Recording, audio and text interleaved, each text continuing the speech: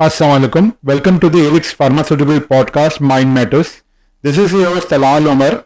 Today our guest is Dr. Syed Mohammad Omar, Assistant Professor of Psychiatry, Punjab Institute of Mental Health, Lahore. Sir कैसे हैं आप? मैं ठीक हूँ जी। सर आज के इस पॉडकास्ट सेशन में आपसे ये जानना चाहेंगे कि जहनी सेहत क्या है. देखिए, मेंटल इलनेस की जब हम बात करते हैं तो हम ब्रॉडली इनको डिवाइड कर सकते हैं एडिक्शंस में, जो कॉमन साइकेट्रिक इलनेसेस हैं उनमें, और फिर इंटेलेक्चुअल डिसेबिलिटी में, पर्सनालिटी डिसऑर्डर्स में. इनमें जो हर कैटेगरी है, ब्रॉडली स्पीकिंग, वो हर कैटेगरी का अपने अपने डायग्नोस्टिक क्राइटेरियाज हैं, अपनी अपनी उनकी जो क्लासिफिकेशन है. आम जबान में, सादा जबान में आप ये समझ लें कि हर इंसान एक उसका नॉर्मल रवैया होता है जो कि उसके कल्चरल बैकग्राउंड को, सोशल बैकग्राउंड को, एजुकेशनल बैकग्राउंड को सामने रख के हम देखते हैं. कुछ लोगों में जो दिमाग की जो कारकर्दगी होती है, उसका फंक्शन जो होता है वो मुतासिर हो जाता है. जब वो फंक्शन मुतासिर होता है तो उसका रवैया जो है उसके अंदर बदलाव आ जाता है, और वो रवैया इस हद तक खराब हो सकता है कि उसको अपने रोजमर्रा के कामों के अंदर जो है प्रॉब्लम फेस करनी पड़े, या वो उसका मिजाज जो है वो बहुत ज़्यादा खराब रहे, या वो हकीकत से कट के अपनी दुनिया में चला जाए. ये कोई भी सूरत हाल हो सकती है. तो इसको हम फिर मेंटल इलनेस का नाम देते हैं, ज़हनी बीमारी का. सर मेजर डिप्रेसिव डिसऑर्डर बहुत ज़्यादा कॉमन है, इसके बारे में सर आप कुछ बताना चाहेंगे हमें? देखिए, मेजर डिप्रेसिव डिसऑर्डर अगर हम बात करें तो मेजर डिप्रेसिव डिसऑर्डर जो है वो बहुत सारी ऐसी अलामतें हैं, उनका एक मजमूआ है. हम यूँ कहते हैं कि उदासी की एक मुस्तकिल कैफियत जो कम अज़ कम 2 हफ्ते तक रहे और इतनी शदीद हो कि इंसान की जो रोज़मर्रा ज़िंदगी है, काम है, वो मुतासर हो रही हो, या उसके साथ जो है उसका जो पहले वो काम खुशी खुशी करता था वो काम ना करने को दिल चाह रहा हो. इसके अलावा जिस्म के अंदर जो है उसको कमजोरी और फटीग वो फील करना. फिर बाकी जो उसके जो हिस्से होते हैं वो मसलन गिल्ट का महसूस होना, बहुत ज़्यादा बिना ज़रूरत पछतावा होना, छोटी छोटी बातों का अपना आप दूसरों के मुकाबले में बहुत कमतर महसूस होना, नींद का डिस्टर्ब होना, भूख का डिस्टर्ब होना, जिनसी ख्वाहिश में कमी, और जो खुदकुशी के ख्यालात हैं या खुद को नुकसान पहुंचाने के ख्यालात हैं वो आना.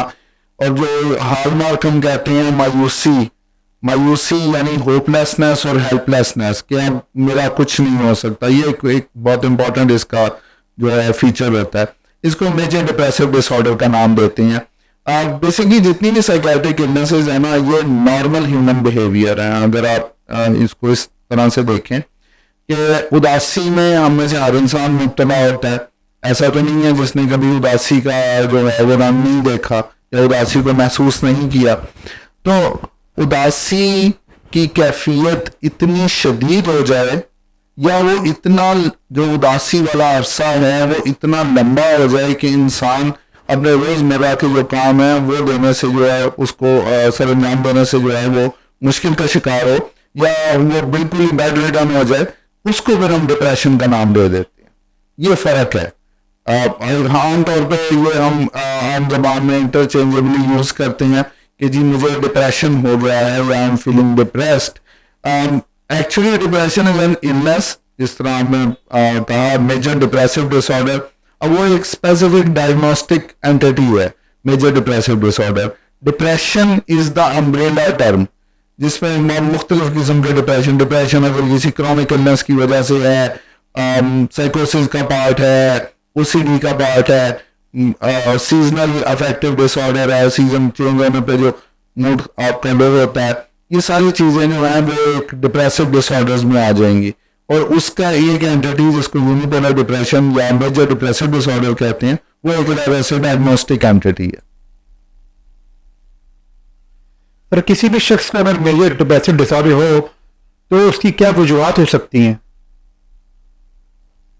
देखिए, जितनी भी साइकियाट्रिक इलनेसेस हैं, इन सब नफ्सियाती बीमारियों में पहली चीज़ जो होती है वो होती है विरासत.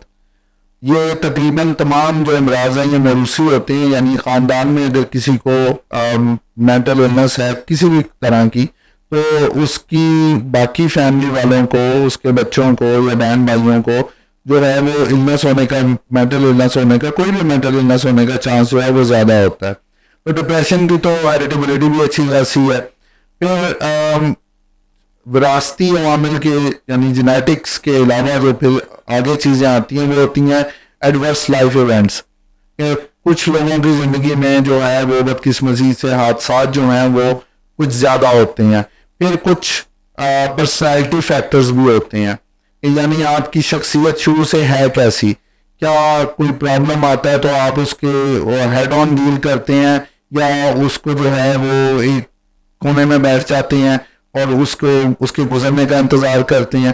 तो आपका जो कोपिंग टेक्निक है वो भी काउंट करती है।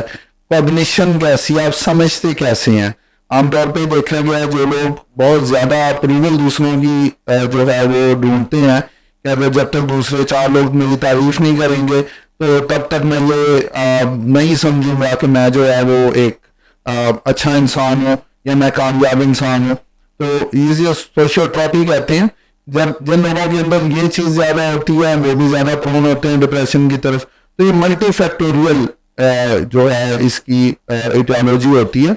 बहुत सारी वजूहत होती हैं डिप्रेशन होने की। कोई एक हम अगर कहें कि एक वजह से हो गया, नहीं एक वजह से नहीं होता, बहुत सारी वजूहत होती हैं।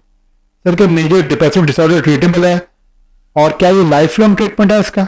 देखिए बिल्कुल ये काबिल एडवांस है और पिछले कुछ अशरों में जो तहकीक हुई है वो ये बताती है कि अगर हम इसकी अलामतें शुरू होते हुए हम साथ ही दवाई शुरू कर दें तो तकरीबन 9 माह के लिए अगर फर्स्ट एपिसोड है तो हमें जो है वो दवा खानी पड़ती है। एंटीडिप्रेसेंट्स बहुत अच्छी आजकल अवेलेबल हैं और उनका जो इफ़ेक्ट्स हैं ऑब्वियसली साइड इफ़ेक्ट्स भी होते हैं लेकिन उसके इफ़ेक्ट्स जो हैं वो मरीजों पर बहुत अच्छे हैं। और जो मॉडरेट टू सीवियर डिप्रेशन की कैटेगरी के लोग हैं वो बहुत अच्छे तरीके से और बहुत जल्दी इससे जो है वो इन दवाइयों से शफायाब होते हैं। एक चीज़ जो साथ बताना ज़रूरी है वो ये है कि जो डिप्रेशन का इलाज है उसमें सिर्फ दवा का काम नहीं होता बल्कि साथ जो कॉग्निटिव बिहेवियर थेरेपी है यानी साइकोथेरेपी है उसका भी एक बहुत बड़ा रोल होता है, प्लस लाइफस्टाइल मॉडिफिकेशन का जिसमें एक्सरसाइज, हेल्दी डाइट, वो सारी चीज़ें आती हैं। Thanks a lot sir for today's podcast session. बहुत बहुत शुक्रिया, आज आपने कीमती वक्त में से हमारे लिए टाइम निकाला और इस पॉडकास्ट सेशन के लिए अपने वैल्यूबल इंफॉर्मेशन प्रोवाइड की। Thanks a lot sir. बहुत शुक्रिया जी।